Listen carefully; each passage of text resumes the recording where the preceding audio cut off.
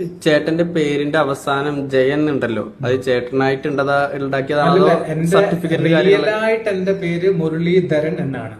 അപ്പൊ ഞാനിങ്ങനെ ഈ സിനിമയിലേക്ക് ഓരോ പേരൊക്കെ മാറ്റുമ്പോ അവർക്ക് രക്ഷപ്പെടുന്നുണ്ടല്ലോ.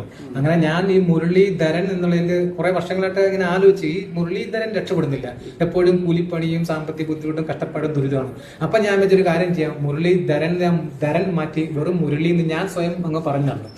മിക്കവാറും എന്നെ ആൾക്കാർ വിളിക്കുന്ന മുരളിന്ന്. പക്ഷെ ഞാനത് ഒഫീഷ്യലി പേര് മലയാളത്തിൽ ഒപ്പിട്ട് തുടങ്ങി. മലയാളത്തിൽ തന്നെ മുരളി എഴുതി ഒപ്പിട്ട് അങ്ങനെ ഇട്ടപ്പോഴാണ് എനിക്ക് KPSC നാടകത്തിൽ അഭിനയിക്കാൻ ഒരു ചാൻസ് മേടിച്ച് കിട്ടുന്നത്. അങ്ങനെ ഞാൻ KPSC നാടകം കളിക്കാൻ ചെന്നപ്പം KPSC എനിക്ക് ഇട്ട പേരാണ് അച്ഛന്റെ പേരോട് ചേർത്ത് മുരളി ജയൻ.